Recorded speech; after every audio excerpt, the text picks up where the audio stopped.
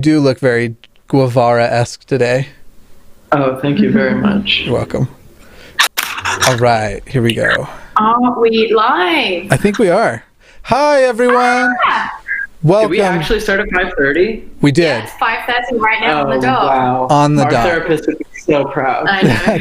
This is going to be If we major. can afford them. Can we make up a name for your therapist? Barnabas is going to be so pleased.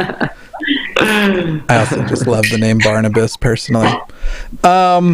We're back with, even though we did the season finale of Provo's Most Eligible, our masochism, our self-loathing, and our just general desire to do things like look right at the sun during an apocalypse, that was still happening. And so we were told by a lot of people that there is a very juicy Q&A that they did with the cast of season 2, and we're going to watch it. And I can't wait. Punishment. Let's go. People have seriously been talking about this pretty much from like the first few episodes because we were so behind for the whole season. So I feel like as soon as this came out, everyone on every episode was like, you have to watch Q&A, you have to watch Q&A. So I'm expecting nothing but tea. But I do, can we do one nice thing or good thing for our conscience, and then we'll get into tomorrow is Super Tuesday. Please vote if you are in a state that is eligible to vote. I'm going to be re-releasing an episode tomorrow on /news because the audio was really bad on the one I released earlier. But please vote pragmatically. Also, while I am still of the feeling that Warren would make the best president, am voting for Bernie tomorrow because that is the pragmatic choice. It is official now that is what's happening. So please vote tomorrow and vote pragmatically and progressively. And your conscience. Vote progressive. Especially now that they are focusing the moderate vote. Today, Amy Klobuchar and Pete Buttigieg dropped out of the race. I like both of them as people. I just don't think, good on them, but they are going to be endorsing Biden tonight. So if you are in a Super Tuesday state tomorrow, vote and vote well. All right. Sorry for being so political here. I tried to just say vote. But we will be doing super chats this episode as always. So just right off the bat, I'd like to thank Brian Johnston, who said, "More money for you. Thanks for doing this." And I'd like to thank Ted Timmons, who said, "Oh, hell yeah." Oh, hell yeah. Oh, yeah, that's right. All right. We have been promised. And that cat's name is Bernie Sanders, for the person who asked, in case that wasn't obvious. Right. Yeah. That voting for, that was the vote for the cat because of the cat. Yeah, exactly. And what was the other cat? I'm voting for your other cat actually tomorrow. I'm writing in Banksy. Well, the other cat's Banksy, and he's probably in a normal election would refuse to vote, but in this election we'll be voting for Bernie Sanders. Do you know what? I'm not convinced Bernie Sanders isn't Banksy. I've never seen them in the same room together. Never seen them in the same room together. All right, I think that people want us to start, and I'm expecting nothing but tea. So let's get our tea on. We are going to play at 1.25 speed for the love of ourselves. So we're going to have all the girls come to the front. We're going to have Ellie, B, and Lauren come and take it. That actually seems faster than no. That is a crowded theater. That is a movie theater just full of Provo's Most Eligible viewers. Is this it's a movie theater, or is it a like a BYU? Every person in this shot is wearing flannel. Every male in this shot. All of them. It's fun. XX Fireworks 59 says voted today in Minnesota. Also waiting for this episode. Who did you vote for? I'm curious which. So the rumor is Amy Klobuchar dropped because she got wind that she's going to lose Minnesota because that's her home state, and that was like the one she was sure she was going to do, and that's the rumor that's why she dropped. That Bernie's gonna cut out Minnesota. I don't know the phrase I'm trying to say, that he's going to win. And Catherine Love says, happy birthday. Yeah, I think this is probably my birthday stream. I don't have a stream planned on Thursday or anything. So I'm turning 30 on Thursday, everyone. Very exciting. Thirsty 30 Thursday. Ellie, Also, thank you to Lego K, who said, yay, so glad you're doing this. Bernie 2020. And Aspen MGY, who said, crappy day, but I voted for Bernie and glad you're doing this. Ellie Croft says, using cell data, the wife is upset, it's worth it. Okay, but I also get the hint. We'll hit play. As we start our mental all event. We are joined by our friends from the Beehive. We have Meg and Eli here to help me interview. And we're going to get things started. Ellie, what is your and Scott's relationship like now? So straight in. This is Straight in. I think this is what we all wanted to know. I'm going to add a little bit of gain in here. I'm gonna make this a little louder. Just like her marriage to Scott, should it ever happen, we'll have no foreplay ever. Now, so this episode. Also, they should totally invite us to this Q&A next season because we would ask so many questions. And why do they have so many empty chairs out for just 2 people sitting there? Is there going to be a choir sitting there later? I think more people are coming. I think they're just starting with Lauren and Ellie. I think more cast is coming. So Gotcha. after the show ended, we dated till the end of August. We did. From when? We did go to Georgia. I met the family, came home, and we broke up. So She met his Trump supporting family and she was like, this is too much. That's Eli McCann! God damn it, if he can get on the show. Well, not if he can, we can, because he's amazing. He is amazing. If y'all don't know Eli McCann. We've been fans of his blog since we were Mormon. Yeah, a long time. Itjustgetsstranger.com. He's now ex-Mormon and married to a man, and we're just so proud of him. And his blog is so funny. He is hilarious. Anyway. All right. You want to tell us why? I mean, I think people would be interested to know. yeah. So technically, I'd say he broke up with me, but it ended up being pretty mutual. We just decided that we weren't the best fit for each other, and it wouldn't be the best long term, and we were just kind of looking for different things. So you're not dating now. What's the status? Shit. I want to know more details. What did you not like about him? GD Guy for Life says Trump is a necessary evil. # Trump 2020. I guess if you're into the apocalypse, I guess I understand. If you want humanity to end, 4 more years of not addressing climate change and such. Nuclear war. That's Also, thank you, Pixie Perfect. And Leah Bryant, I'm an ex-NIFB and I appreciate your channel's content. Leah, would you please email me? Dear Mr. Atheist at gmail.com. Let's talk about that. Status of your relationship or communications at this point? with Scott. Yeah. I can see him over there. That's about it. I see him over there. That's all. He's like fingering a Smith and Wesson. Yeah. How is Don't you that? say anything about me that I wouldn't like.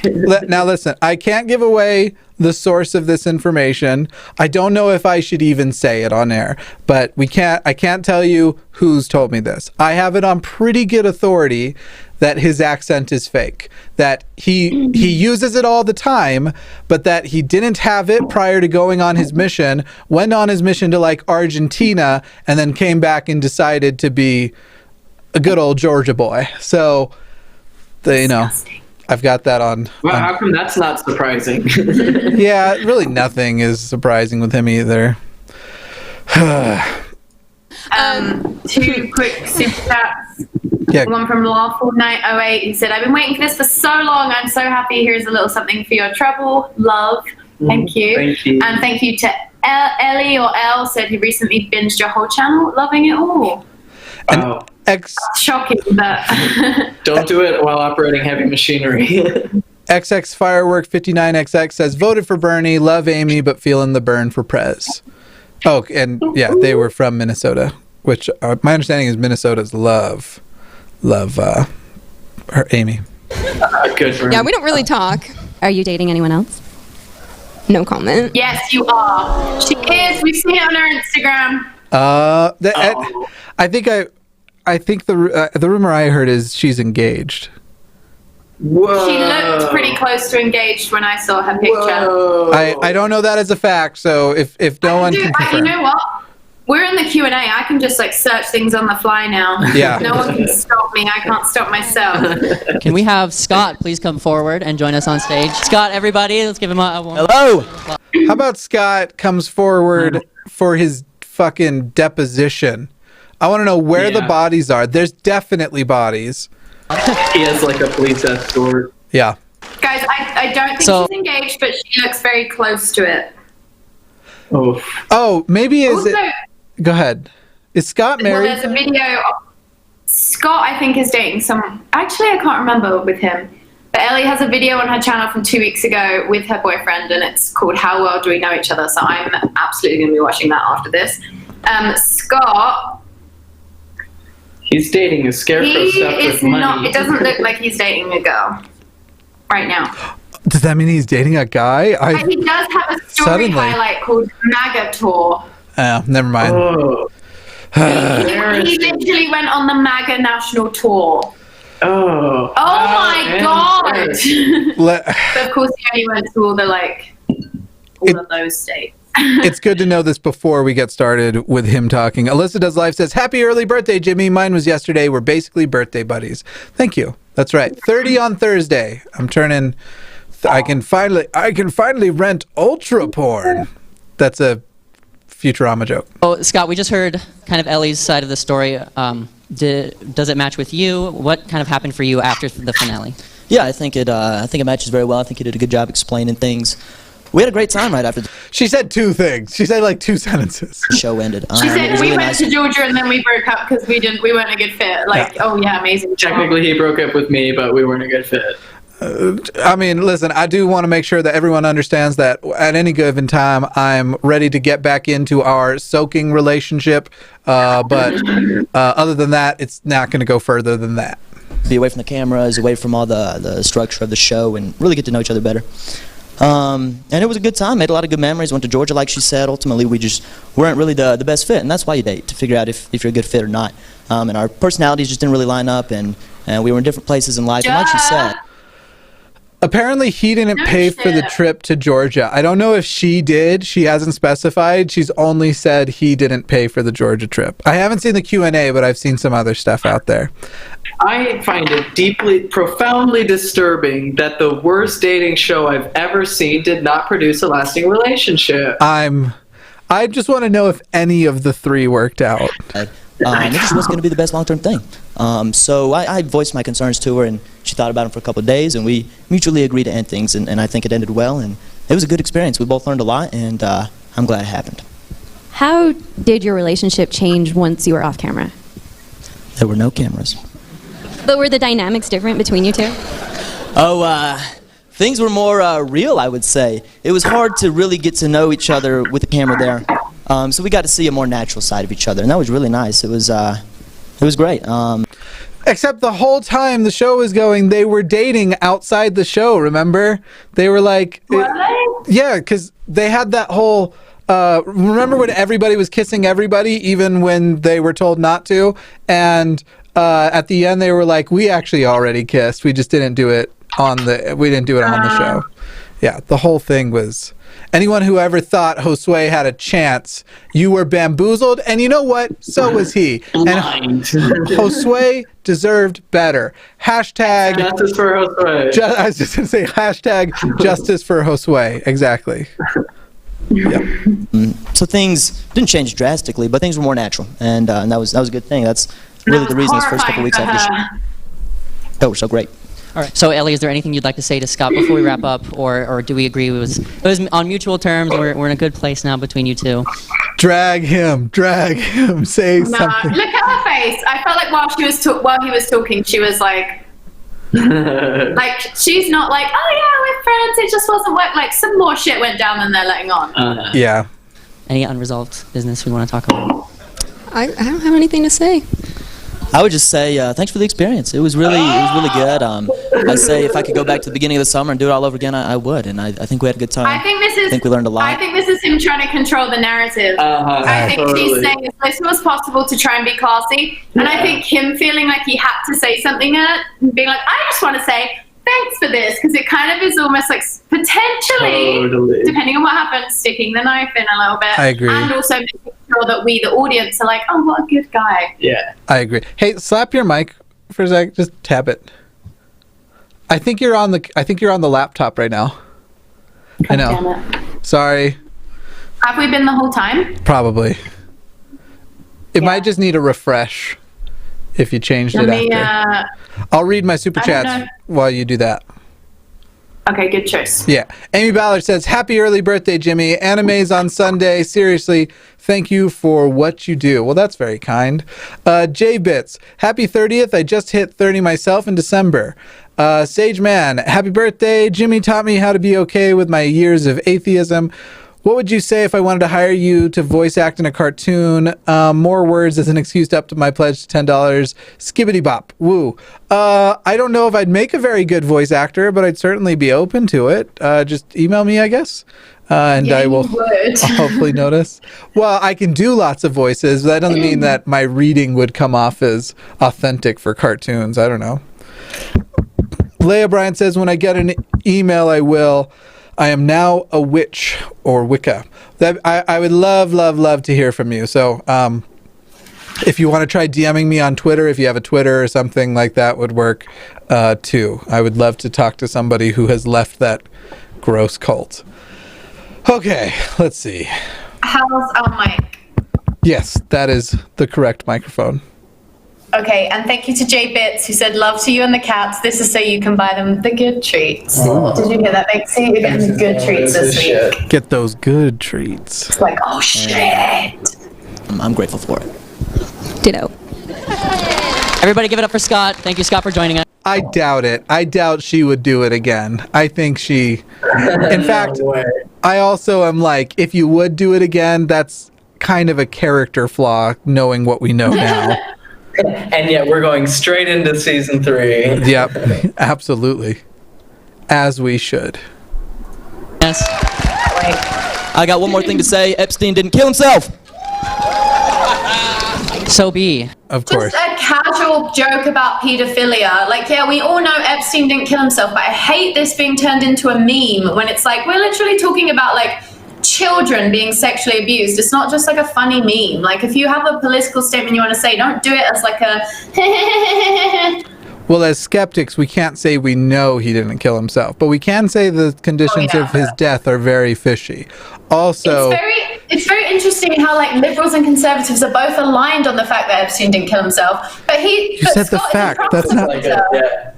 Yeah, sorry, just, you know, the theory. But Scott is, like, supporting Donald Trump, who was, you know, knew Epstein and is in the same, like, ruling class of people that, like, can get away with crimes like that. Like, I don't know, I just feel like he's voting for, like, the same thing he's decrying almost. Except for that, Trump has been trying to push the narrative, or had been sharing all the tweets that were trying to link Epstein's death to specifically the Clintons. So when Scott yells it, he's not yelling just Epstein didn't, he's saying Hillary did it.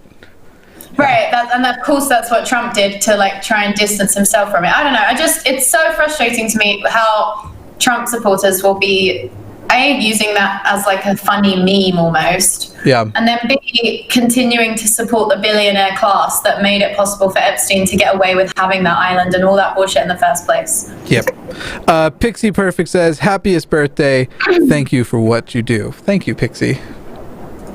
You're next.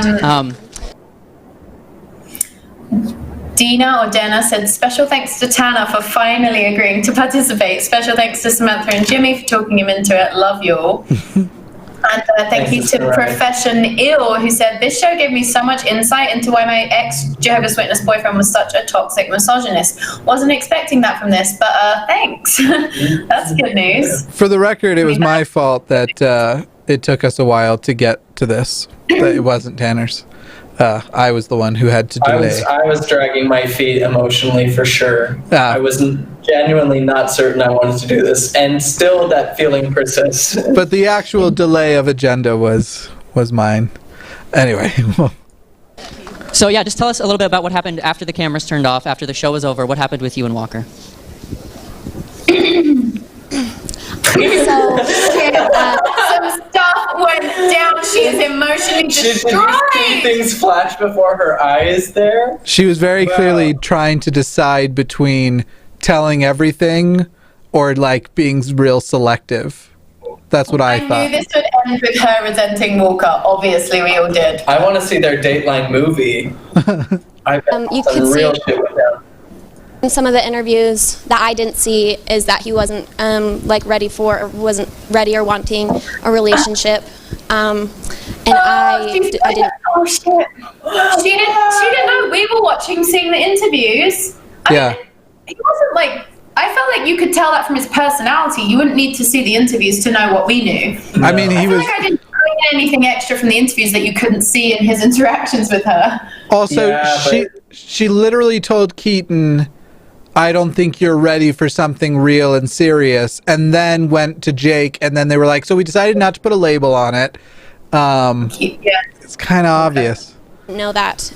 Walker even was like, Walker said a bunch of stuff to her that made it obvious he wasn't ready for a relationship. So they're all like, we're the cutest couple, and he's like, we're the cutest non-labeled. I'm like, how on earth? Friends figuring things out kind of situation. How the fuck did she not realize? Yeah. Bless her.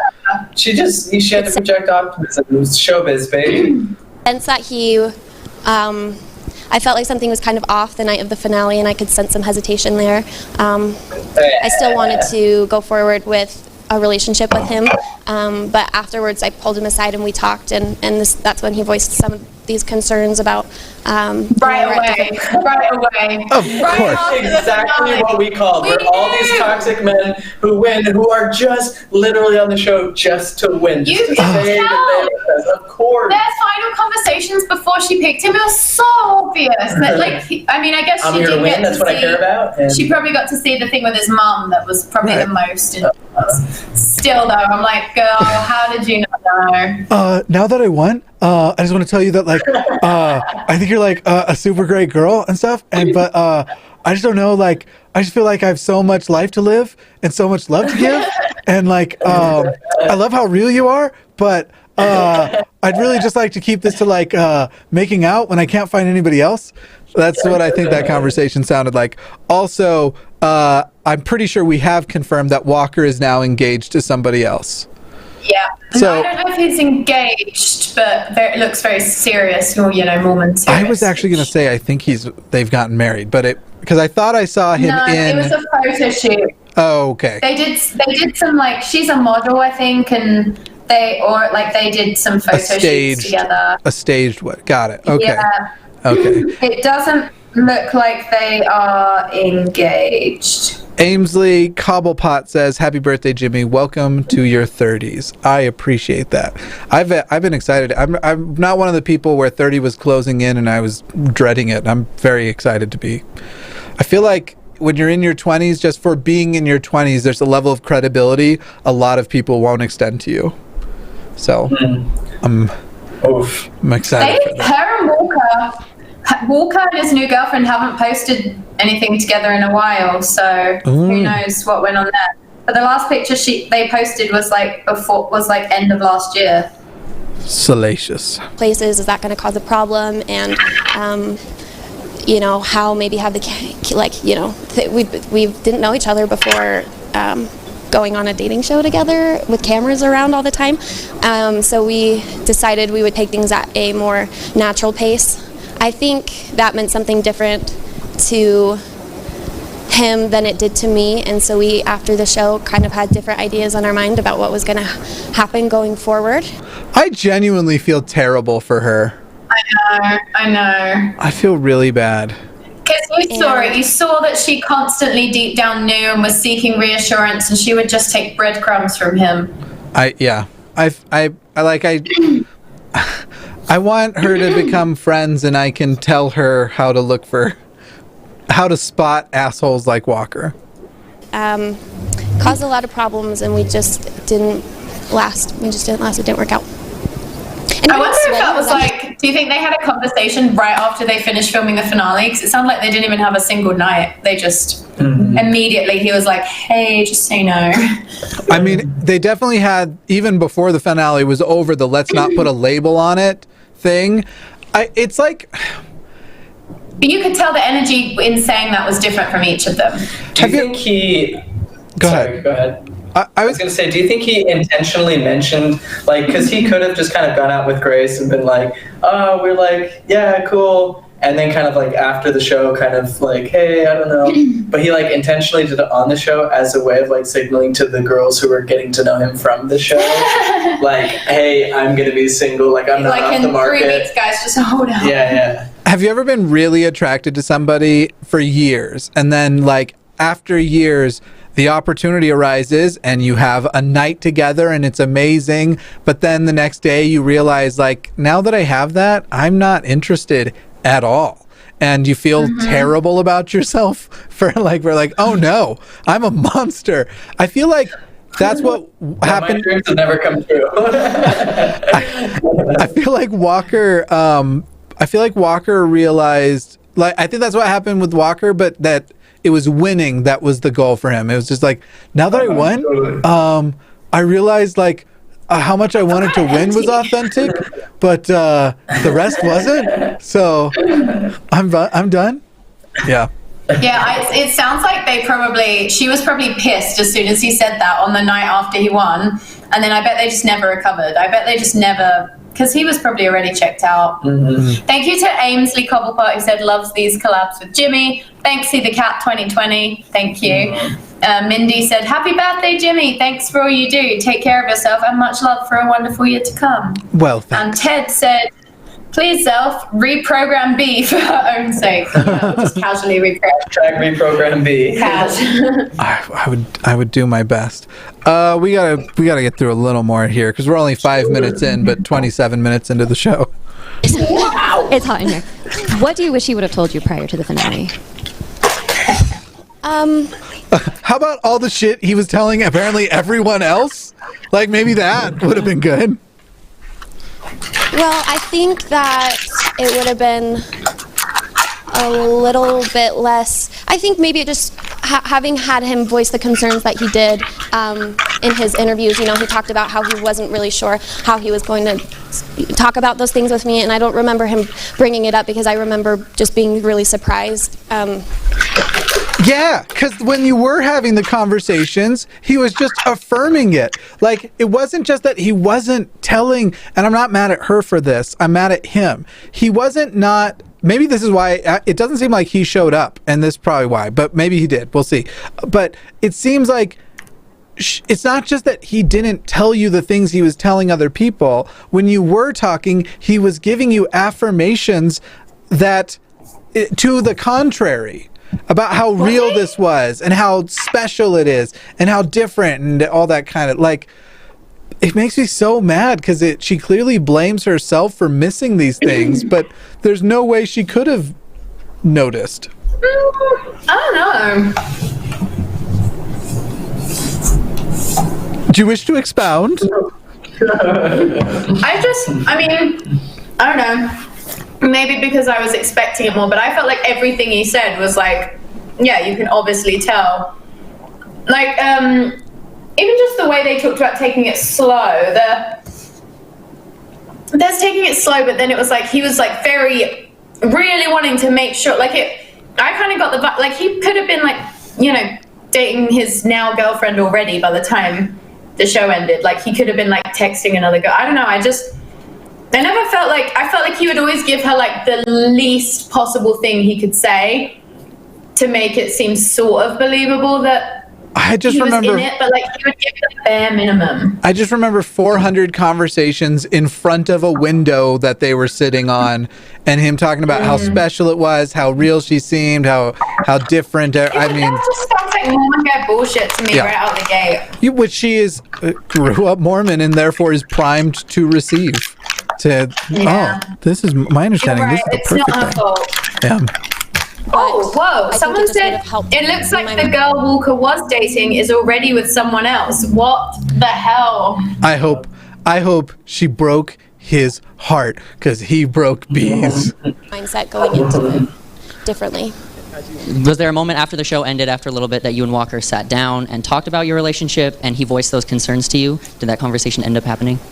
Do you think he's a little bit like, let's separate this from happening on the show? After the show, did the heartbreak happen? Yeah, a couple times. I think Walker and I are a square peg and round hole, and it just wasn't a good fit. Wow. It took you an entire show to realize that. I wish he had done like a more implicit metaphor. Like, it's just kind of like I'm a round hole and he's a round peg, but like a really small round peg. Something like that would have been much better. Any contact with Small peg energy. Yeah.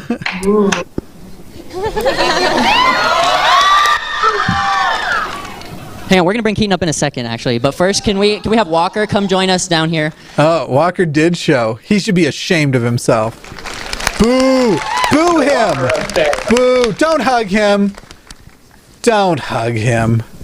Yeah, I'm Apparently, Scott convinced him to get the same haircut from the Tiki Torch meetings. really sweaty. Walker, why did you not have a conversation with B before the final ceremony? Oh, yeah, Meg. That's a really good question. I'm trying to... That's what you said to me every time she asked you how you felt about her. And the actual answer is I wanted to win, and that was all I cared about. Yeah. remember I mean, exactly you were right all along. Sarah Lawlight says, I have a joke. How do anti-vax parents talk to their kids? A Ouija board. Well, that's sad. to it, but I thought we actually did after my mom and I spoke. B and I talked about it at the house, and You're insane. It's so good. Oh, she just called. Did you see that shit? You couldn't. It was quiet. He said, we actually did talk about it at the house, and she looked at him and went, when? And do you remember, like, outside by the cars? Look at Ellie and Lauren. Oh. Okay, I think he did try to talk to her, but he did such a shit job. He didn't communicate well, so it's not her fault that she didn't pick up on it. I think he delivered.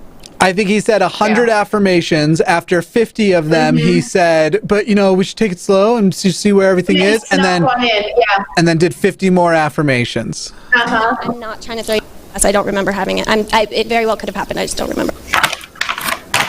No, I understand that. If only there were cameras. Fine. I think it would have made better TV if I had hidden my feelings. But honestly, like I said, what my mother means to me means the world, and what she said really messed up with my head. And I think he's throwing his mom under the bus. Under the bus. You little coward. Just a reminder to everybody. Baby man. What does he mean if I would... Sorry. I was just going to say, just remind everybody, within the first 2 or 3 episodes, it might have been the first, the 3 of us identified the worst people on the show, and those are the 3 people who won. Like, that's what happened. And so there's going to be a lot of raging here. How are you going to throw your mom under the bus? Oh, it just really messed up my head, what my mom said. What did he mean when he said it would have made better TV if I hid my feelings? If he was just like, I'm in love with you at the end. It wouldn't have been better TV. It was way funner knowing that you went into her. I think the conversation they've had was, hey, asshole, why did you tell the cameras that in no unclear terms, but never told me? And I think he's still trying to cover for that. He's still trying to say, like, oh, the reason why, like, and so when he's saying hide his feelings, what he means is it would have made better TV if he had not told the camera those things or told B those things. And it's still just a lot of, I shouldn't have been accountable for my feelings. No, telling B on camera would have been honestly tragic, but better TV. The thing is, though, again, I know that we knew that Walker was this way the whole time, so we were biased, but, like, I'm just honestly surprised that it took, like, a big conversation. Like, I'm really still shocked that she learned new information. Yeah. Unless the new information, because from it I got, like, he's going to take me out, like, on a date and we'll see what happens. Like, that was the level that they were presenting, like, couple of dates, extremely chill. I don't think that's how. Again, remember why she broke up with Keaton. Yeah. Therefore, what she thought she would get out of Jake, or at least was saying. So I think that she. Yeah, I think she. Is that right, Walker? Yeah. I think she's. I think she got fucked. Someone. Not in a good way. Alison Renee S. or says, seeing this live stream made my day 1000% better. Thank you. It almost changed my entire demeanor from the previous episodes, and I think that kind of threw everyone for a loop. And yeah, but in my recollection, I think I did mention a little bit to B what my mother said. Apparently, she doesn't remember it, but. And apparently, none of the cameras caught it. And my mom actually doesn't remember it now either. And remember, mother, I talked to my mother, and then over a glass of eggnog, I told you what mother had said. But I do have an email I printed out that I sent to my family's accountant, where clearly you can see I've mentioned it here. That is my accountant, sexmaster5000@gmail.com. Why did you not So make it more? sad. I will explain this. There's more to the sex master joke, but I will explain it after the show because I can't explain it on air without doxing somebody. Or clear? Even in the moment when she was expressing her feelings to you, and you knew you had those hesitations. Women standing by women. Meg. She's doing the work that I'm not there to do. Well, honestly, I just feel so bad because our interaction was so different than the other two. But in my mind, I thought that I was doing the right thing because it was a dating show. It is an experiment to create love. It's not if they're picking the right person for you. It's picking the right person. Oh, are you admitting that he's like straight up admitting that he just did it all for the cameras? Like, he's focused on the TV element of it so much. But it's only because the camera is a character, is an entity that isn't him. So if he blames the cameras, he's not blaming himself. That's my opinion. Blame even his own mother. His own mother. For you. I know it is a dating show, but I just think the line that, like, it's not about finding, like, the best person for each other. I'm like, come on, that's not what... You still don't have that excuse because it's a show. It's a dating show. And she did find the best person for her, and she fucked it up and chose you. Yeah. It came down to him, and I hated that was every single one of them. Like, the finale was all, like, legit seem like good people versus the worst people. Yes. All three of them picked the worst person. Do you look at the frown on Lauren's face? Do you think like, oh God, they're gonna ask me about Jake, and this is the direction Walker's going? Yeah, I don't think she's excited. I'm glad they have that girl Meg questioning them, because I feel like she's asking the questions that like the Remington wouldn't ask. But I just feel like she's doing a good job. It's what we want to know. I thought. Also, Lauren was making bitchy comments about Walker to Ellie while Walker was talking. Oh, sorry. I should have played. Me by saying, I'm not going to tell someone I love them after 6 weeks with cameras in my face. So I thought what I was doing in my mind was rational and intelligent and something that we could move forward emotionally and be like emotionally mature. But apparently, obviously on TV it doesn't. Thereby implying that she has been the emotionally immature, irrational, illogical one. This is the least I've liked him so far, because what he just did there was he almost set up a straw man argument. He's like, I could have done this way worse thing on TV, like tell her I love her. And it's like, but no one's talking about that, Walker. We're talking about the real things that you actually did. So like, all he's doing is setting up a worse thing he could have done to make his thing sound better. He's just doing a blatant straw man. And not to mention, like this guy simultaneously has the intellectual fortitude of a thimble and yet is such a proficient gaslighter. It's just because he's from a rich family, so he can like talk the talk, but he's not actually. He has specifically learned cute guy gaslighting. Like it's that kind of gaslighting he's doing. Good. He's like, guarantee he starts a CBD company like in the next 2 years. But I should have communicated better with her that I was afraid that what my mother said really hit home. But like I said, I can't. Ooh, I can't. say mother, Every time he says that, I see all that eggnog. I don't know why. I see Mike Pence's wife personally, but she For is. anyone who didn't catch the last episode, he has a fucking empty bottle of eggnog collection in his bedroom. At his parents' house. The way a frat guy might have all the booze he drank in a semester in his bedroom, he has empty eggnog cartons. Yeah. Said to her, We don't really know why. what B said. You gotta have your thing, I guess. To distract from the collection of skins. You didn't think about the smell, you bitch. So yeah, I think we both had very different expectations going off the show. I was like, okay, the cameras are out of our face. There's no more guys. Let's take things how we want it. And we both had very busy schedules, so it didn't work out. And then, but B was like, no, I picked you. There's no more Keaton. Look at her. I just watched that face. She is cross, leaning away, arm, leg folded. Just look. Can I just say, all the comments are right. This is amazing. I love this. Yeah. I love her face right now. I love how she's trying to keep it composed because she doesn't want to be, you know, she wants to keep it classy, but it's like, ooh, she just wants to lay. She's going to send him a massive paragraph text after this filming is over. If not a horse head in his bed, one of the two.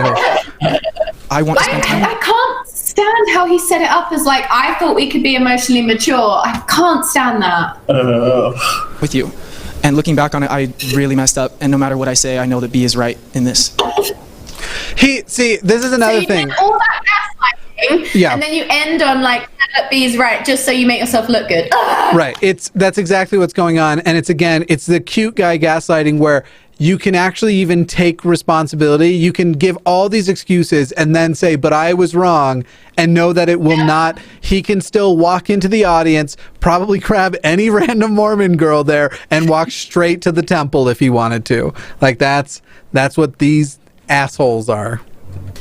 Someone commented and said, I don't know why I was expecting more from him, but he is being so mean. And I feel like he is being mean. He's like not thinking about her feelings at all. Like she had to watch this guy that she obviously really liked, like tell a camera and his mum on camera that he just wasn't really into her, essentially. Like she really did get, like, he kind of humiliated her. Right. And to then do that, I just think it's so shitty.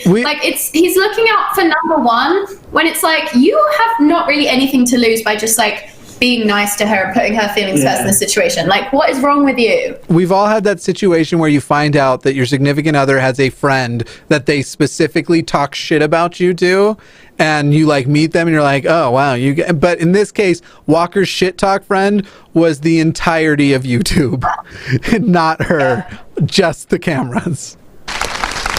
Your girl just clapped for him though. So after the cameras turned off and you guys continued your relationship after the show, when did you guys have a conversation later on about your feelings? How long did it take for that to happen? Did you see her? It sounds like you didn't see her very often after the show ended. So we were able to hang out like twice immediately after the show. We went hot tubbing and we went to a social gathering. Look how supportive Ellie is being though. Ellie's holding B's hand. She knows what's going on. She knows what's I love that. Yep. Solidarity. Because it makes B look even classier because she's kind of holding back, and it's clear that there's stuff that they all know that we don't know. Yeah, I do. But don't you want like, just once you want like her to take the mic back and be like, I guess now is the time to reveal I'm the one who took the shit on your doorstep. So fuck you. Fuck you very much. Fuck you. Renting Retite says, hey Jimmy, happy birthday. Jessica here, and just wanted to send you something since you have been such a big help to me and you deserve a great birthday and a great year. Hope your wishes come true. Thank you all. I might be able to afford a birthday dinner at the Melting Pot by the time this is all over. Could be. I've never been. No, I actually haven't. Anyway. This is not a super chat, but someone said Ellie and B deconversion / WLW fan fiction is writing itself. I don't know what WLW fan fiction is, but I love the idea of deconversion fan fiction. Also, thank you to Llama Butts, who said almost got baptized, didn't. So thanks, you guys. Woo! Congrats.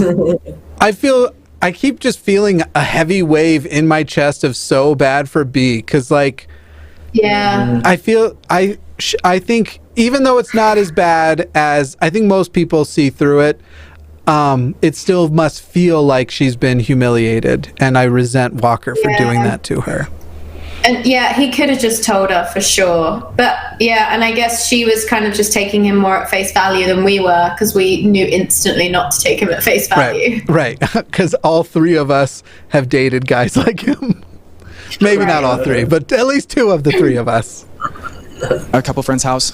But then after that, we would talk every day, for a while until I started getting very, very, very bad at communication. It was a very busy part in my life. Oh my god.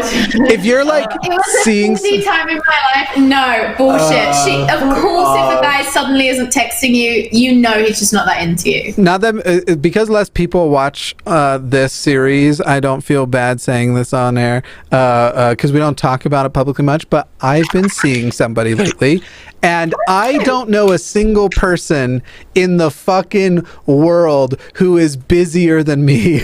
I work like 80 hours a week on the conservative weeks. That's me like trying to not get a bunch of emails and messages from people that are like, "Are you okay?" by telling you how much I actually work. And you know who still sends that special person texts and calls them at night and fucking make sure that I make time at least one day a week to see them? Me. So fuck you with your, it was a really busy time in my life and just like my communication got real bad. Blah, blah, blah, blah, blah. Yeah.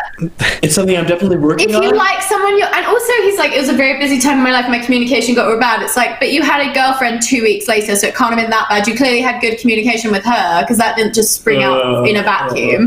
Like, he's such a liar. I feel like this is going to be a hard truth for some people to hear, but in the age where texting exists, if somebody isn't texting you, it's not that they're too busy. They don't care about you.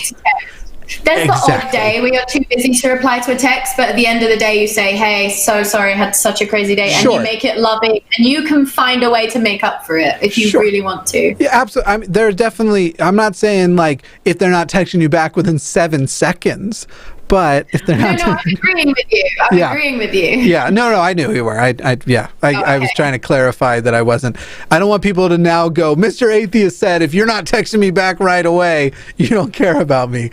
But... Yeah, it's not even about the time, or it's just the whole energy, you can tell. And I guarantee it's not about him being bad at communication because he was busy and wasn't replying soon enough. It was that he was just not into her, and that was coming through by a text. And I hate that he's not just being honest about that. I used the I was so busy excuse literally when I was 15. I was 15 years old. That half of my life ago. As of this Thursday, half of my life ago is when I used that.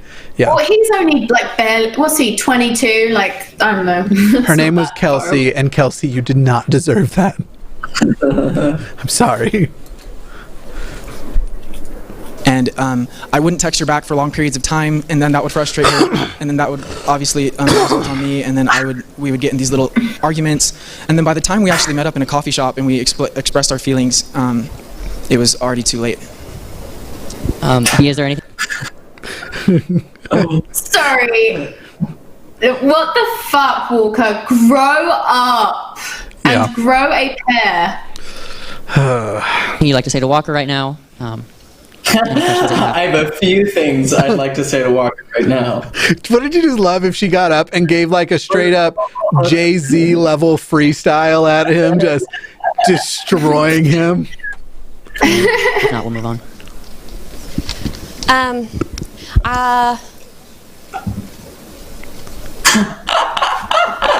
think that Walker has a good heart.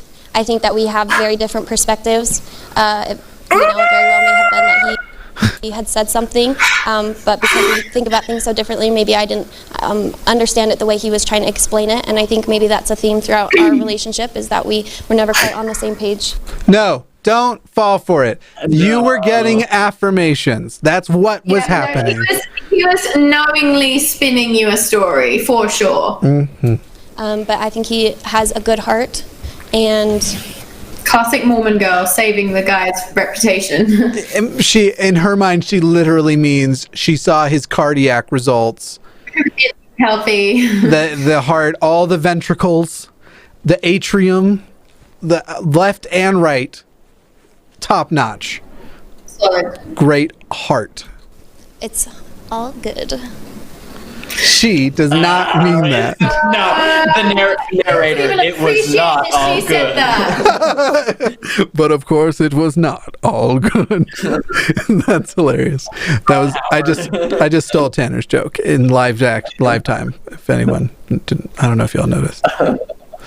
All right. Thank you for joining us, Walker. You can take a seat now. Thanks so much. I cannot believe she threw him that bone. I know it's just because she was trying to be classy, but like, And she what? was Queen Bee. Maybe trying to save face for herself as well, because I bet she sent him a few hysterical text message paragraphs in her time. We've all done it.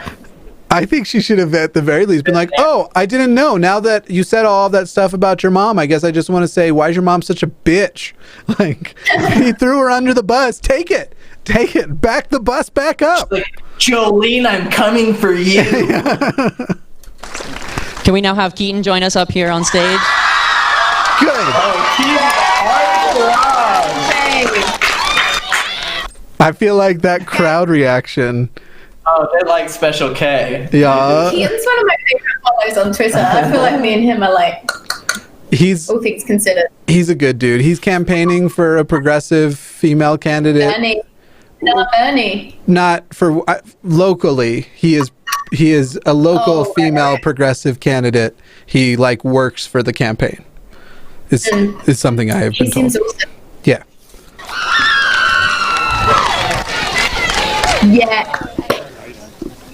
Now that's how you hug someone you don't hate. He's wearing his little church costume. That's true. I gotta say something first. That was hard. That was hard to watch. The finale, and I Did she watch it for the first time just before this? I think so, yeah. Oh shit! She probably saw the thing. She's probably livid. Yeah. Wait, did they do it as a whole episode? So did she just see the family thing with Walker? yeah, That was the same episode. No, that wasn't. They did part 1 and 2 of the families, and then they did. Yeah, because they had 6 people to meet. You couldn't do 6 of them in the one half, and then the other in the other Either half. way, she's probably horrified. Yeah. season, I saw everything the way you guys were seeing it, but it was kind of like the flip side of the coin, and the other side is kind of what I experienced. It was still the same coin, but there was just so much that I feel like didn't show you what I was really feeling. Say I chose Keaton wrong. was really great. This is what I'm sorry. This is so hard. This is what I'm trying to say. Is I feel like it made it look like I knew from the beginning that I wanted to choose Walker, and I just let Keaton, get strung along, and he got murdered. It absolutely looks like that. It looked like that, and I feel like this is one of those situations where someone is trying to say the thing that it's not to sort of defend themselves, but it actually is still true. That's what it was. It's like, just she's saying that doesn't mean it's not true. Right.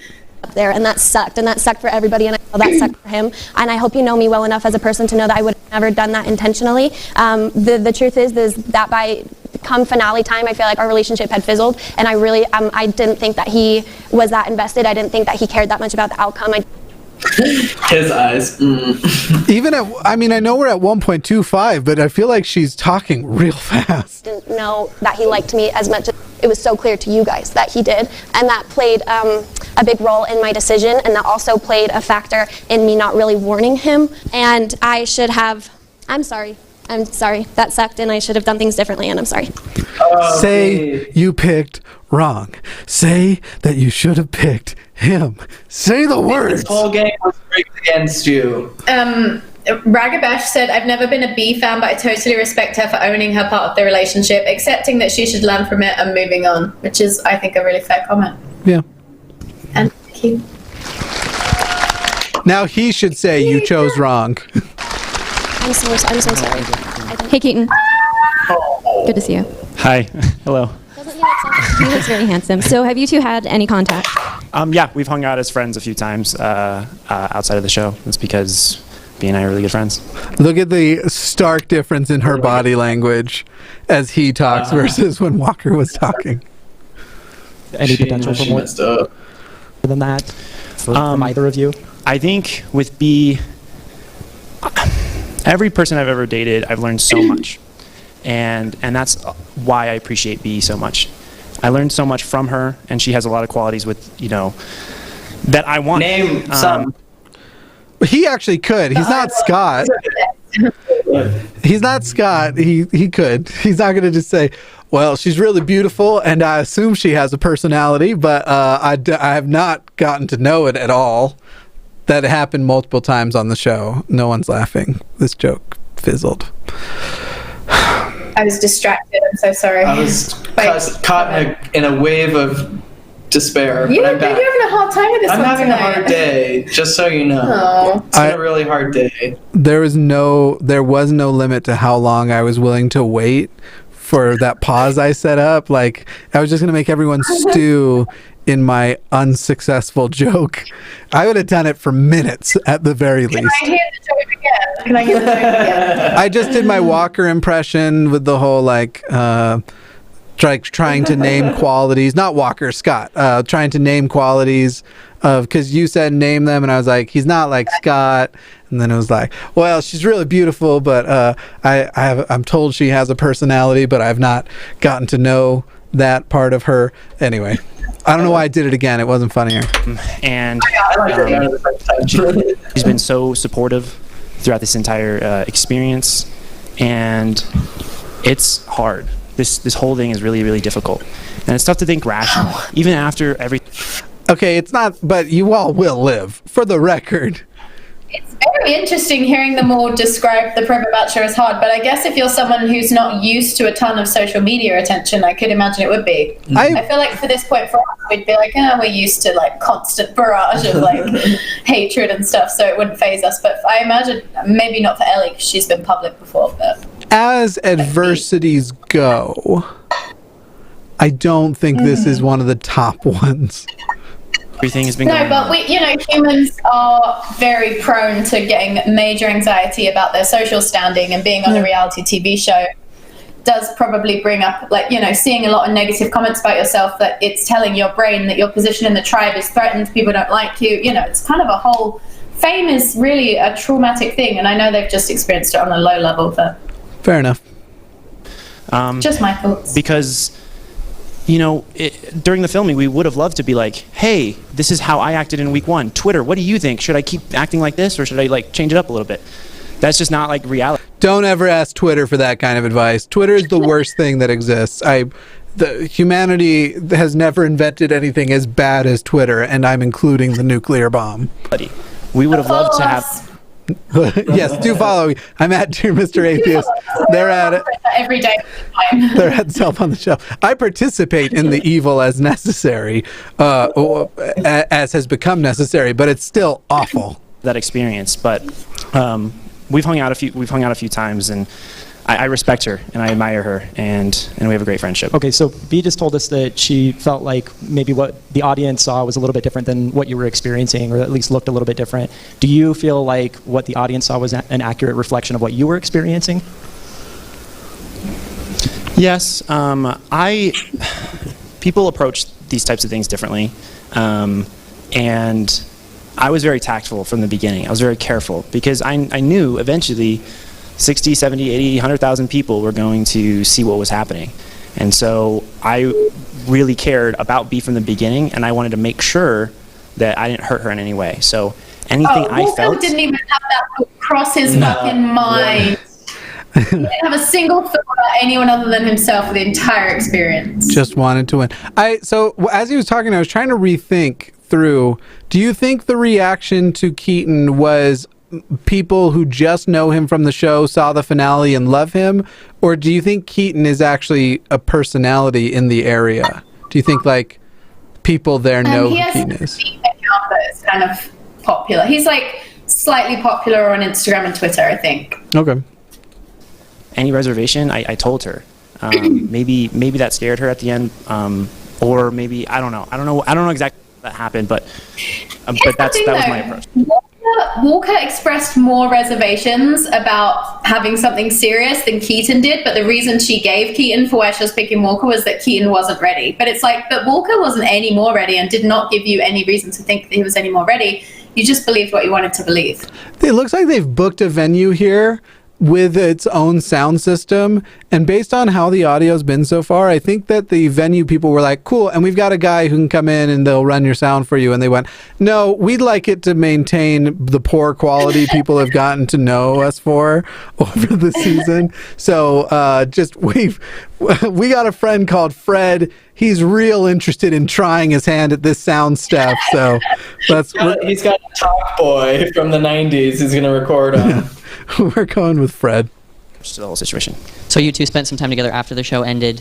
Were there any hard feelings from you, Keaton? And is there a possibility of you two dating? And if there isn't, why not? There is zero animosity towards B and I. I admire her, and she's been such a trooper. And there's a reason why she's gained such a fan base, and it's because she is such a special person. Right now, we are friends, and I'm happy for that, and I want that to continue. He's good at PR. That was. He's good at PR. He just friend zoned her though.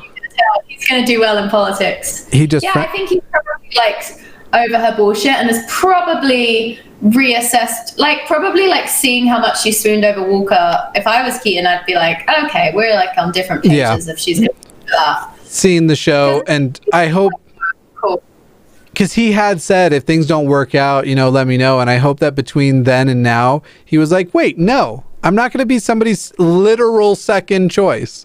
Fuck that. Yeah. And I'm appreciative of her. Would you two be willing to go on a date sometime? We've communicated outside the show, and we know where we're both at. So. B, do you have anything you'd like to say to Keaton before? So I think that means no. Yeah, if I had chosen you in the finale, do you think you would have been ready for a relationship, or would you have wanted to, pump He the just brakes was and waiting. feel it out?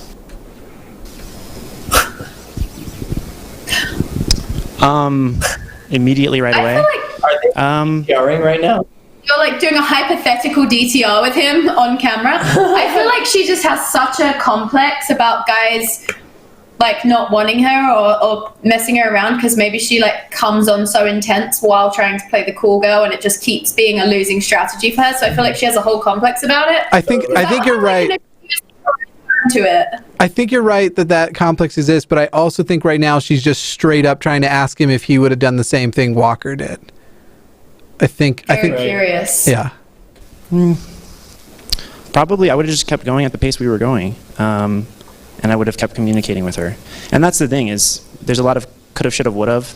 A lot of people want to maybe imagine this and say, if Keaton and B were to, if B picked Keaton, things could have worked out. With our first child by now. Yeah, everything. It'd be this fantasy, right?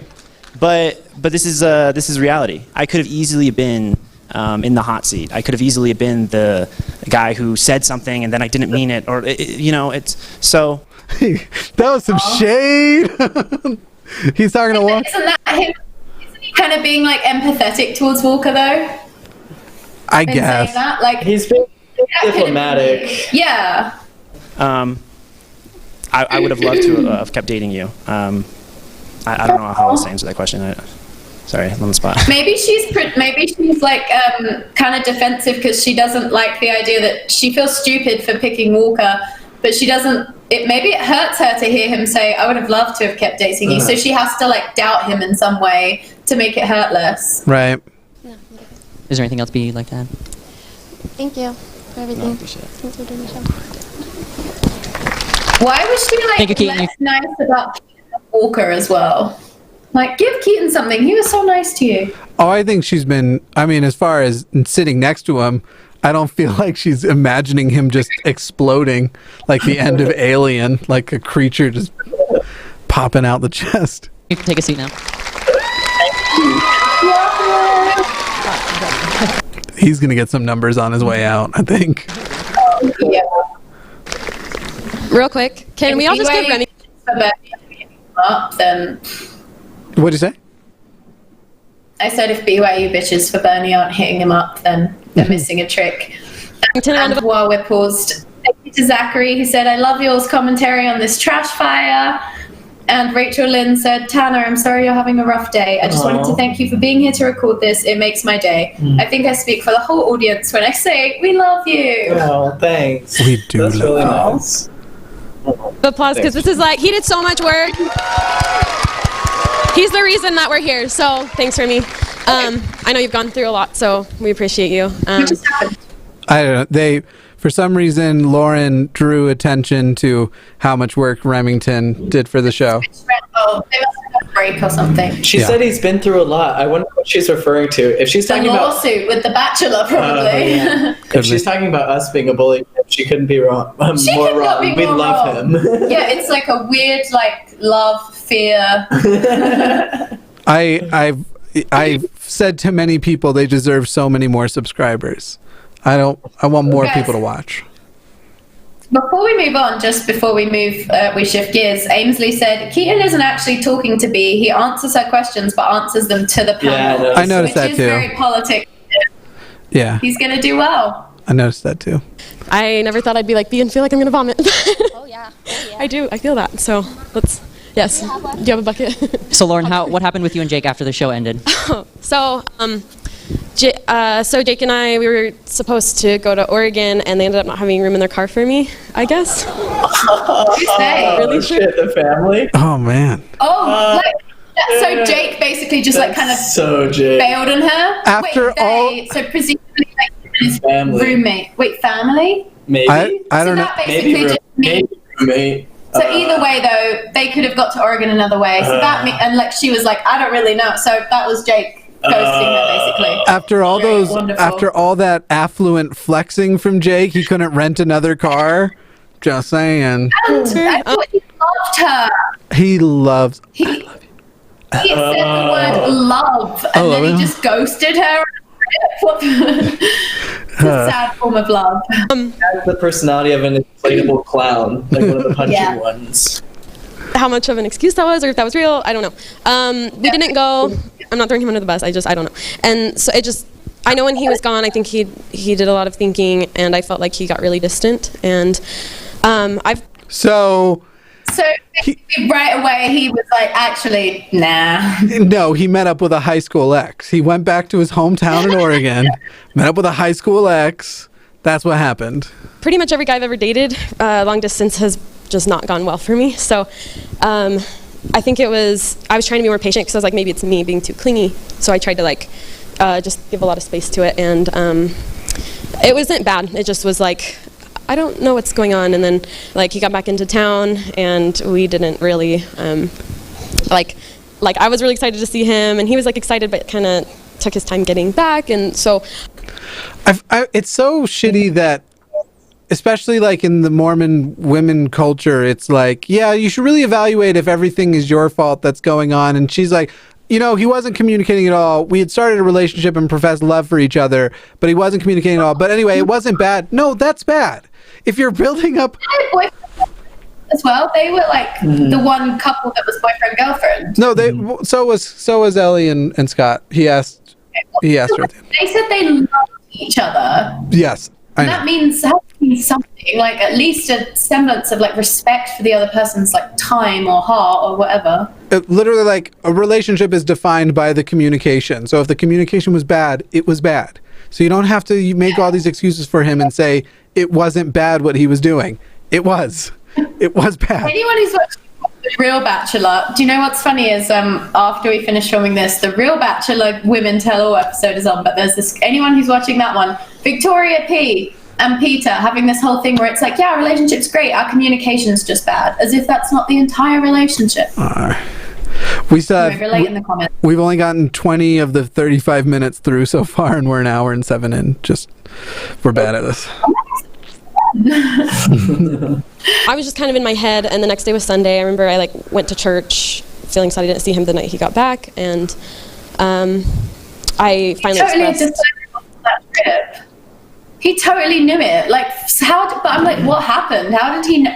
Did they have one night together and he was instantly oh, the rush of winning's worn off, I'm over this immediately, despite saying I love you. Post-win clarity. The rush of the win, I think, actually is a huge part of it, and I'm actually sticking by. He went to his hometown and he hooked up with an ex.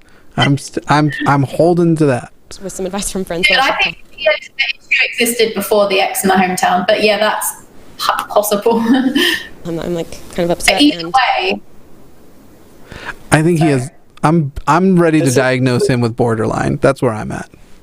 That's me. Wow. Or feeling. I know, and since I have no credentials, and I know what you're saying. Yeah, I know. Yeah. There's some theory too. He'd have been the kind of guy I'd have fallen for, which means terrible. Definitely. And I feel like I've been in that exact situation she described, where you're date this. I think it's a very BYU thing for I don't know, a partner to go off on a trip at the weekend maybe, and then they I've been in that situation where it's like, he takes his time getting back, doesn't seem as excited as you do to come back, then like just doesn't meet up with you that night because he's tired. And it's like, if you were into me, you would come see me when you got home. I remember that being, again, a teenager thing, though. I remember noticing that when I was in Louisiana. So I was literally 12, and I was noticing that people who were older than me were in relationships, and then one would go away for a couple of weeks with like family vacation or something during the summer, and they'd always break up when they got back because it was like they got the clarity. They got because I think if you're in a situation where you're kind of like doubting the relationship, / if there's someone like Jake who just gets caught up in it all, and then you experience yourself in a different context for a while, then you're like, oh wait. Yeah, agree. Bad. And so he ended up coming over, and it ended up being a breakup conversation that we both didn't anticipate. And I kind of just right off the bat. Off the bat. He anticipated it. Jake is the kind of guy who brags about like how he always convinces girls that it's a mutual decision, even though I go over there and I make them think it was their idea too, which is something I used to brag about when I was a toxic sack of shit. Jake. Mostly because I could tell he was distant, and he kind of thought about it and then agreed. So it was like kind of mutual at first, and then I like went back like a week later and was like, hey, like I don't know, like I feel like we were like really good. We were like I know exactly what happened. Okay, when she said I initiated it because he was distant, that was definitely like an anxious attachment move where you break up with them to try and get them to want you more. That was totally that move. Do you think so? And I've done it.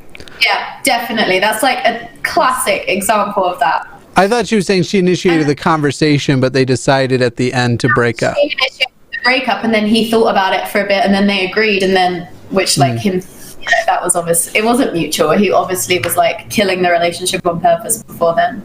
He was my best It's friend. called a shovel. It's where you just, I think that's what it's called on this blog I read, where you just like become so bad at it that like the other person's compelled to break up with you. So it's not like I didn't do it; they wanted to do it. Like, and the move that Lauren did is like even in the Taylor Swift song, that's like begging you to leave just so I can try and scare you. I feel like so many people have done it. To be clear to the person, why would you brag about that? Unless you're saying him. I was saying the bragging about convincing them it was their idea was a toxic thing. I don't know if you missed that part. Yeah. Would like give me advice about other guys on my team. I'd be like, I need to talk to friend Jake, and he'd be like, okay, I'm listening. And I'd be like, what do I do with Austin or whatever? And he's like, I think you should give it a shot. Go out with him. Like, you need to know. So he was like a really, really good friend to me. And anyway, so I tried to go back. That's all weird. That there's definitely there's way more to that story, and the headline of the story is Jake had control over her relationships with everybody else, and there's definitely way more to the way she summarized it. I'm very impressed with her. Well, I don't know if impressed is the right word, but her being open about the fact that she tried to get him back a week later is kind of a lot. Yeah. She probably she took a week, she relaxed, she got out some of her aggression by killing a bunch of lizards, and then she realized he wasn't going to come back to her. She realized that he wasn't going to come back to her. Yeah, exactly. She had hoped that he would beg for her back if she broke up with him. She hoped to fake him out, but it didn't work. I just wanted to bring up the animal abuse again. That's all I was doing. Yeah, it was horrifying. And say like we could work on things. The first week it was kind of like maybe sometime in the future, and I felt okay with that because we were both at weird places. And then another week later, I think I took him on a pretty cool date, and I think he still was just checked out. So yeah. Ooh. I just what was the date? What was the date? I just don't feel like there's the state's like great and stuff. I just don't feel like there's a way for me to like win it, and so I'm not really in it. If that makes sense. That was my Jake impression. Not as good, I guess. If we could have Jake come forward now and join us on stage. Oh shit! I'm so excited. Oh. All the pain. Bless her. I can't believe this is so peak Mormon girl though, fighting so hard for like a guy like Jake. Okay, Jake. He got his hair dyed. So let's hear your side of the story. What kind of happened after the show ended? Do y'all have a bleep button? We can add it in post. I mean, I won't. Just in case, bless up. Okay. Sorry. This energy is weird. I hate this energy. I hate it too. Is he about to do? He's about to do. He's gonna do some. What's that poetry called with the slam poetry? I was gonna say slap poetry for some reason. He said, you know what? Feelings, raging, bitches, aging. It'd be like really toxic, misogynistic shit. It's kind of amazing that Scott has come out looking like the best of the three in this Q&A. Only his whole, both Kat and Jake, it's so clear that they're just absolute babies when it comes to relationships. Like, they are children who just can't communicate, hey, I'm just not into you. So, oh God, it's so cringy. I think the only reason Scott looks the best is they were like, let's just get him off the stage as quickly as possible. If we don't, like, he's gonna start talking about, by the way, vote Trump. He already popped the Epstein in there at the end. That was the minimum situation. So the only reason why he's like okay is because it was so short. Yeah. Definitely. Okay. Hi, guys. I'm Jake. No one cheered. He thought he was gonna get. He thought he was gonna get the Austin or not the Austin, the Keaton reception. You didn't. You don't get it. And you don't deserve it. Oh, are they gonna bring Austin on after and have everyone be like, "Wow!" I would love to see that. I think this entire acting so deep and introspective is just a total facade. I cannot bear his energy right now. No, it's awful. Okay. This is fun. So, thank you. So, what happened? He's so nervous. He's so Starting with Oregon. nervous. I don't think it's real. I don't think he's actually nervous. I think the whole thing's an act. I think he's deeply fragile underneath this act, and so it is real. But then, he's also like being fake as shit. Yeah. He's trying to seem really deep and like somebody you would. Oh, look at him! I feel so bad. Yeah, no, it's all bullshit. I invited Lauren to Oregon before consulting my parents, and it was a big family trip. My sister was about to go on her mission, and when talking with them, that was one concern, that we didn't have space in our car, and the second was that they really wanted this to kind of be that last family trip, and so we did that. And under the bus. Everybody's mom. You guys are children. You could have, children, absolute children. Number one, ask your parents before you invite her on the trip. Don't manically ask her and then uninvite her. Grow up. Yeah. Before I went, Lauren and I had a conversation about like kind of like being separate and being like long distance and stuff. And the plan that we kind of came up with was texting every day, Marco Poloing, FaceTiming, kind of the whole 9 yards, and that was something that happened while we were. I like Marco Polo. Gone. I text Lauren. We Marco Poloed every day. I mean, we talked a lot from my perspective. Coming back from Oregon. Coming back from Oregon, there were some miscommunications on timing. Like, it's possible it's not all fake, but I so feel he's so fake that even that long pause, I think he was thinking the phrase, all right, I should pause here. All right, keep pausing, keep pausing, all right, I'm going to start up it again in a second. Oh, fuck, what was I talking about? Oh, Oregon. Coming back from Oregon, that's what I think just happened. Sammy said, I'm like so that. anxious hearing Jake purposely breathing loud in the microphone.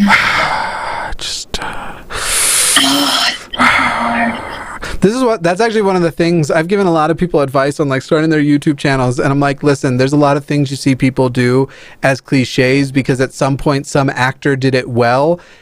Don't do those things. Don't do long sighs and pauses between all the points you're going to make. The things that like, and listen, when it comes to if you believe in God,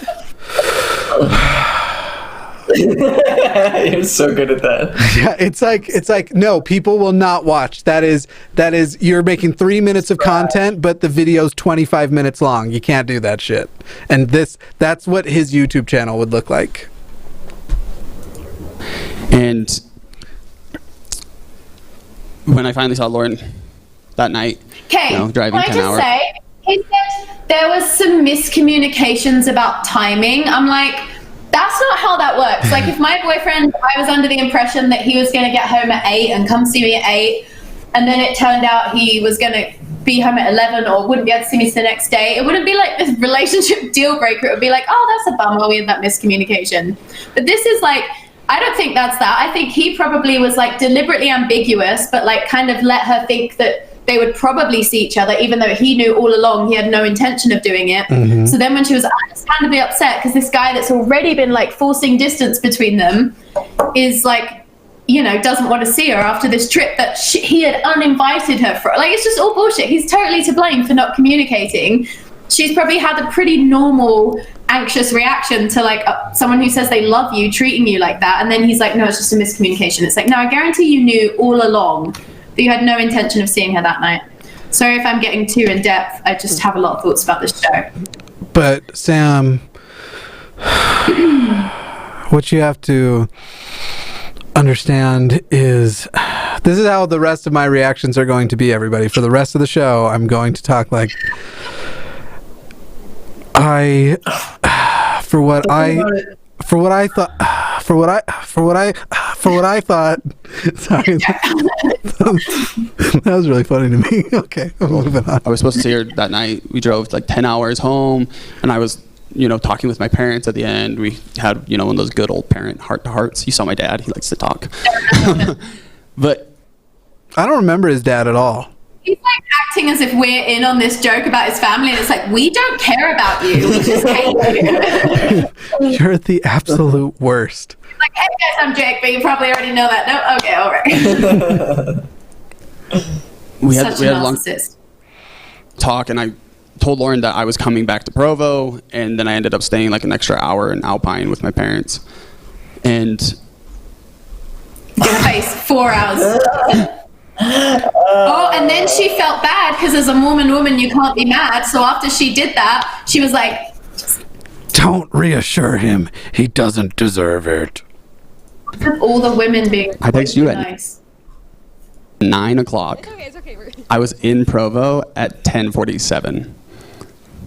Okay. It's like that. Look at Ellie's face as well. So then the next day we went over and we talked. I was not planning on breaking up with Lauren. Wasn't planning on that. Wasn't planning on anything. He'd been pushing her away purposefully for over. Or just being that. totally avoidant. Yeah, that excuse of like, I wasn't planning on it. Like, And during that talk, it just kind of became clear that what Lauren wanted, what she needed in her life, was very, very different from what I wanted and needed. but he totally made it seem like they wanted the same things. That was like their whole thing. He kept saying, we want the same things. I love her. You literally told her you love her in like, what was it, 4 weeks when he said it, and then it was 6 when she finally reciprocated. But yeah, no, you were looking for totally different things. She was looking for something serious, like a guy who says that he loves you, and like just a normal boyfriend who doesn't ghost you mid-relationship. I mean, Ragabeth. Sorry. I was just saying, I mean, like, granted, I was really conflicted about Austin winning because Austin seemed too good for her, but still. Ragabesh said this all speaks to the infantilization that's inherent in fundamentalist culture. Yep. These are all babies. And Josh Humphrey said, love you guys, just wanted to say that. Aw, thank you. You read that one. And that was honestly one of the hardest moments of my life, because I was like, you guys saw, we were in love, we were best friends. No, and when you get to the point, we didn't see that. That's not what we saw. You think you created that narrative successfully? You're delusional. where it's just like, we love each other, but what we want is different. That's just kind of how it ended. I don't want you. Yeah. Yep.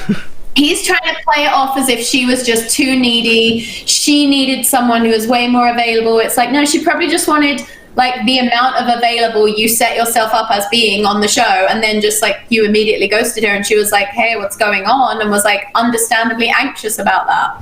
She was thinking about my interests, and I was thinking about my interests, and we're just too different in that regard. Never mind. It made sense in my head. A lot to say. So there was some space, and then you realized that your interests were different, and kind of the direction you wanted to go in the relationship was different, pretty much. Yeah. Okay. Lauren, is there anything you'd like to say with Jake before we bring down the other men? That's it? I want more questions. That seems so juicy. This is like the most loaded one. I just want to say there's like no hard feelings. I feel like afterwards, when it ended, there should be hard feelings. I know that I deserve someone that will fight for me, and I've been through enough crap to like not deserve that. AKA when I fake break up with them, they'll try and get me back.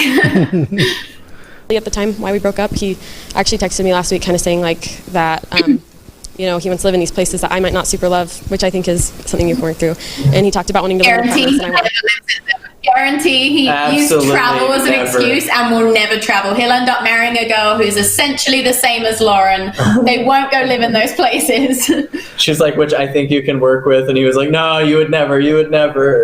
Well, it's funny that she said he texted her about it last week too, meaning that he knew this show was coming up and that he needed to make sure that the breakup was much more better justified. House, but the thing that really kicked me was, sounds like he didn't give her. It sounded like she didn't fully understand why they broke up. Mm-hmm. Let's just call it what it is. Like he basically ended it, and he didn't like give her that much clarity. And then it's like they were still talking about it last week because like that's how little he told her, maybe. Yeah. Or, like she was probably still texting him like, "Hey, just want to make sure I like actually understand," because you like didn't really make it clear. He might not want kids, and I want to be a mom. So that was where I was like, okay, like I didn't know I needed this closure, but it gave me closure. It also made me actually miss him a lot more, knowing that there were like actual reasons rather than it being like, I just don't like you. So it kind of, you know, like made it hard knowing it was just more. No one tell her he was making up the excuses after. Don't. Yeah, the reasons are secondary. The reasons are the narrative he's giving about why he doesn't like you. Tanner, come back. Oh. I love you. That, yeah, it was just more like for a logical reason that I agreed with. I wish I knew sooner, maybe. And I didn't realize it'd be so hard to watch that scene between us, but I actually cried. So I miss my best friend, but I know that it's for the best. My best friend who I knew for like 6 weeks. That's so cringy and sad. I can't believe how much into this with this guy. I wouldn't even necessarily say you couldn't at least suspect you love somebody after 6 weeks, but it wasn't 6 solid weeks. It was 6 days. It was. And I do think there are people that can fall in love in 6 weeks, you know, depending on what you see as love. But like, not them. Like they didn't exhibit the signs. They just seemed like children who were just infatuated briefly. Yeah. Jake's also a really great person. So we love Jake. We love all of you. Thank you, Jake. Everyone give Jake a round of applause. Oh my God, he didn't even hug her or anything. He just bounced. He's super avoidant. He is super avoidant, and I think that's his whole thing. Fuck this shit, I'm out. All right, if we can now have all of... There's avoidant, and then there's like the level of avoidant he's doing where I'm cringing for him because I'm like, he doesn't even like realize that he has this major relationship block. Yeah. The men from this season 2... hugged the girls, and he just bounced before. Oh God, sorry. No accountability. Please come join us and sit in the seats behind the ladies, and we'll finish up with a quick question session with the men. Say again? Are we not getting Austin, or now are they doing like a more low-key queue with like a bunch of the boys? I don't know. Maybe. We only got the like 2 men with B so far, because even like Josue wasn't there with Ellie either. Yeah. Oh, What up? guys. Hey, Matt. How are you? Hey, Matt. No, send it to him. Oh, I'm Matt. Good to see you. Good to see you. The Gingers are back. Good to see you. There's Kwaku. Tyler, get off. So Wow, let's hear anyone that has. They brought back like a ton of them. That's a lot of them. Oh, there's so many ways. Muscle shirt guy. Yeah, muscle shirt guy is there. Is Austin not there? I don't see Austin. The ginger guy grew a mustache. So That's an unfortunate move for him, I think. yeah, I don't love it, but you know, do you? I remember like when I couldn't grow a full beard, I would grow whatever I could grow. Had a standout experience filming Provo's Most Eligible. The best thing about the show for me was the people.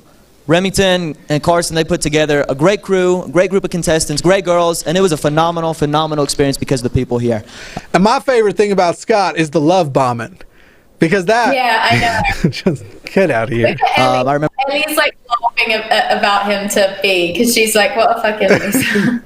the first night all of us guys got That the guys suck at this point. I think so. Except together. Lauren, who I think got some continued attachment to Jake and would like him back. Probably. And within, the first couple hours that we were together on that first night, we had all decided that we wanted to get together for a golf scramble or something. We just really clicked really well. And all these guys, these girls, Remington, Carson, the rest of the crew, that was the best part of the show, all the people, and that's what made it a wonderful experience.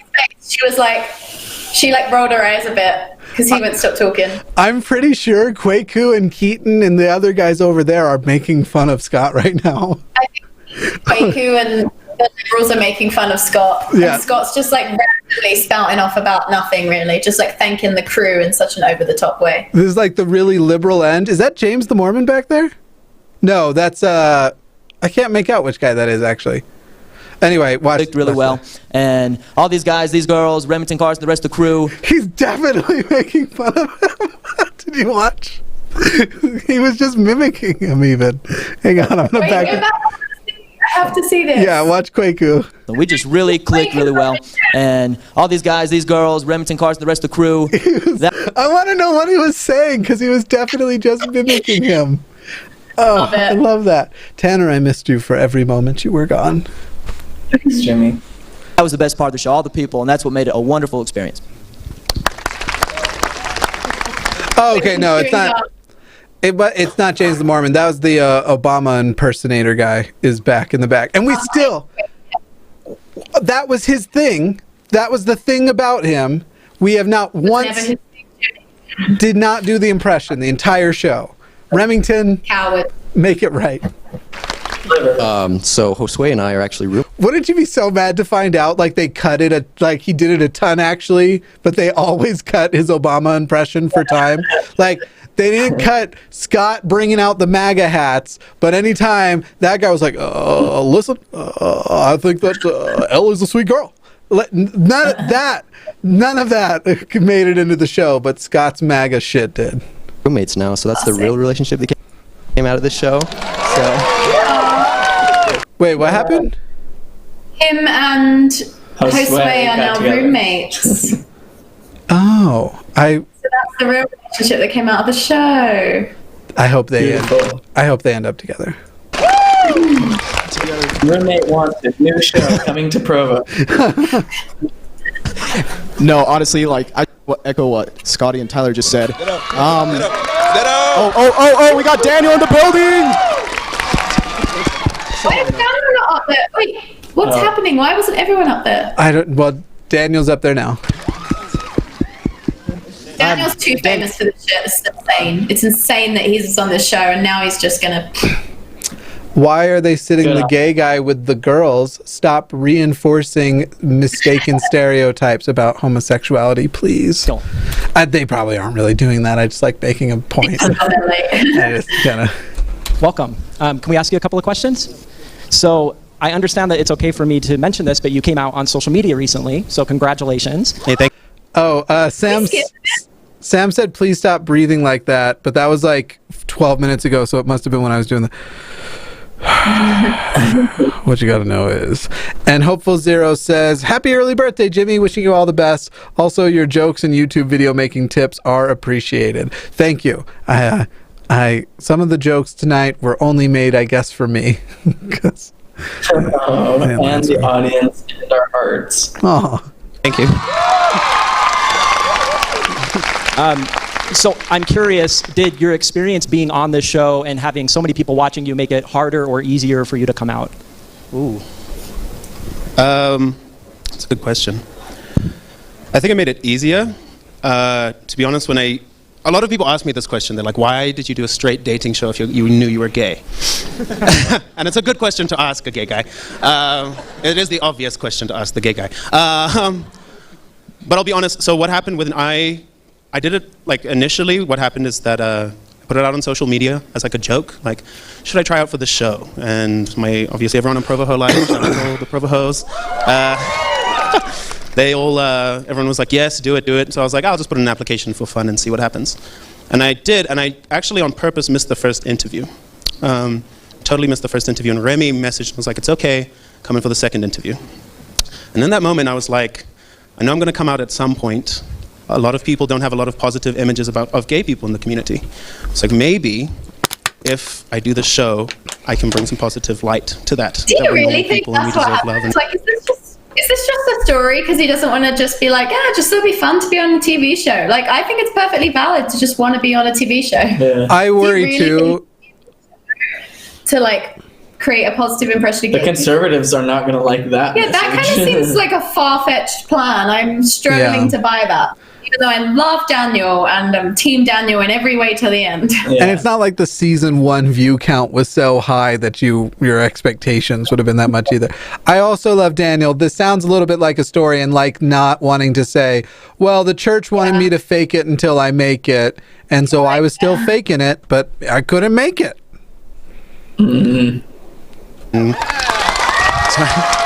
So that was a big thing for me. Well, you're certainly not the first gay guy in Provo to try and date women. I can tell you that from personal experience. Shit on the church. Shit on the church. I love that they're doing this. I love that it's part of this. I love that Scott is having to listen to it. I love that being gay is mainstream now, even among the ultra Mormon content the Mormons are making. And so what has been the reaction? Has it been positive? Have you had any negative reaction to that at all? All positive. Great. Everyone's been positive. So thank you guys. I love you guys.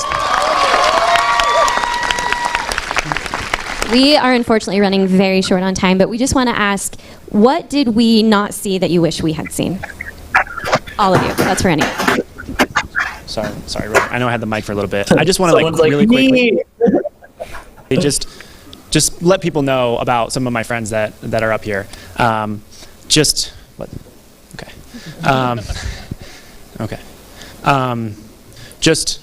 see things and you interpret it your own way, but a lot of us are friends, and we don't want our friends to be bashed on social media because of some. I want him to say, but not Scott. Fuck that guy. Decisions that they would definitely take back. So please just be nice to my friends. That's all. That's it.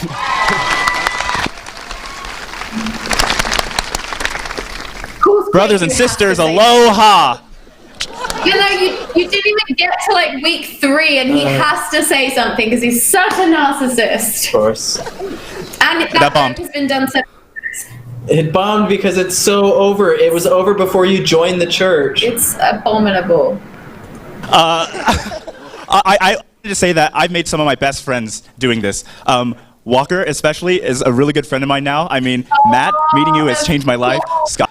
Yeah, Walker. Wait, he's about to say Scott. I believe it though. I could see their narcissist energy sort of playing off each other, and they just like love bomb each other, sort of. Well, let's see. I love everything just about the way you just talked, right? Jake, like the people on this. All right, all he complimented was the accent, and I want to point that out. He didn't actually say he loved it. Kwaku and I recently reconciled.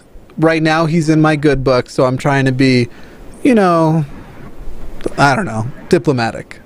This have actually like become a part of my heart, and I think that you watch it and you're like, you pick who you like, and you what?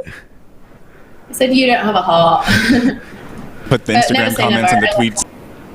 And for some reason, there's like a board in Helaman of like taking pictures of the people on campus and like stuff like that. But like behind all that, there's actually like really good human relationships. And these girls are just like, what the fuck? They're like, why is this dude that was barely even on the show talking so much? Well, Lauren, 5 minutes of fame. I think Lauren and Kwaku are actually pretty good buds.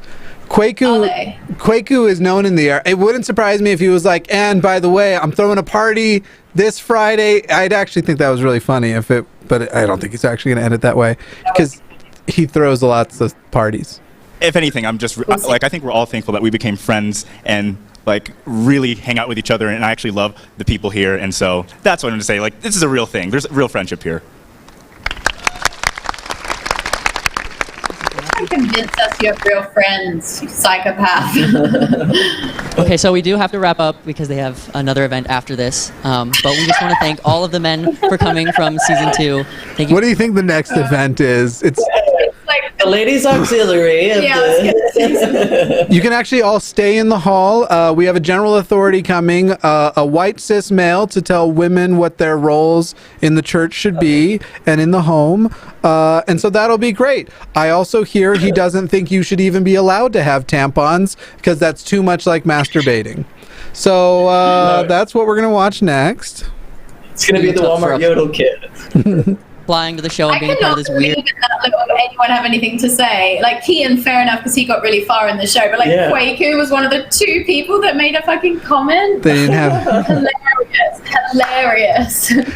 He's kind of always drawing focus too. Look at that. I mean, I wish I had as good of teeth as he does. My teeth are so British. My teeth are British. Oh yeah, he's got pearly whites. I have American on the top and British on the bottom. The mullet. That's how I do it every time. I'm kind of both. I'm kind of both British now. I had braces, and then there was this thing with a tooth where I couldn't wear a retainer after the braces, so everything just kind of went back to... That's what happened to me, and I couldn't wear my retainer because I lost my retainer. Says, made no we want to thank especially Ellie, B, and Lauren for being our bachelorettes this season.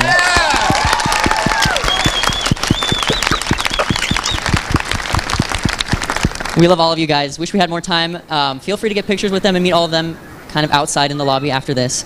Kind of away from the ladies' auxiliary group. A 3rd season of this show? Do people want a 3rd season of this show? Do you guys I think we're going to take you to comment below and tell us if you want us to do season 3.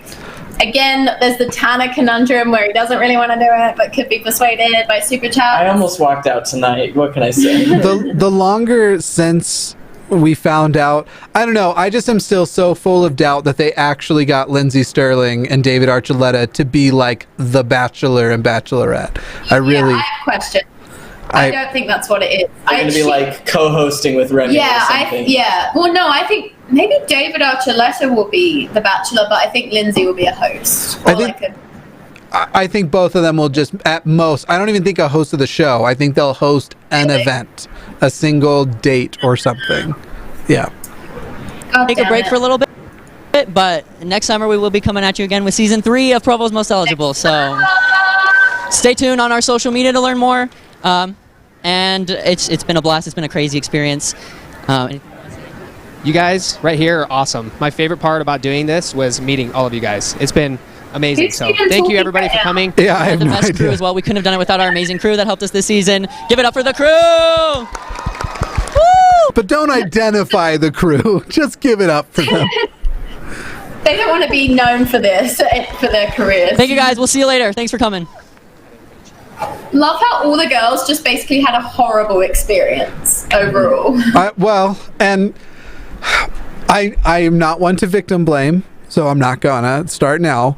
But if the church and the support systems and everyone around would actually arm people with very useful life skills and social skills, they would have all 3 noticed that the people they liked the most were the 3 worst people, because we noticed right away.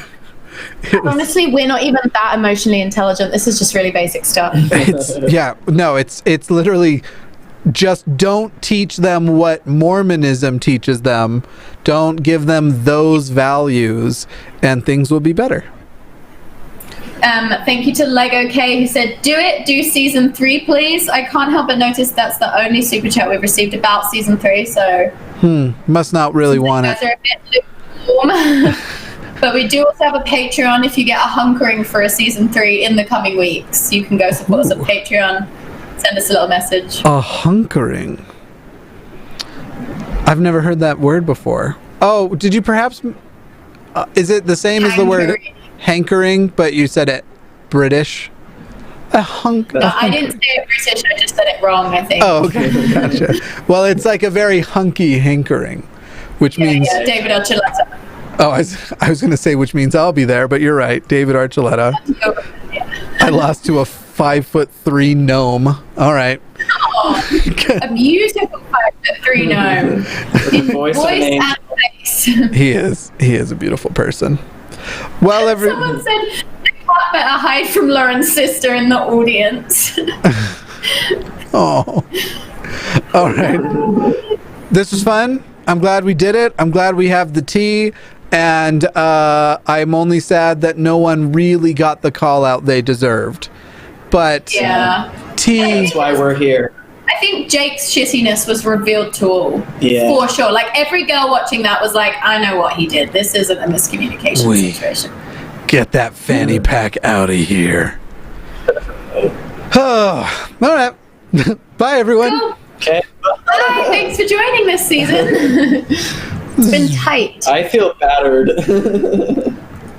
Oh, and I think we're off air now, but Ted Timmons said must have season 3. We're still on air. Thank you, Ted Timmons. Must have season 3. Woo! I'll be trying to convince the crew. Ted Timmons. Okay, bye. For reals now.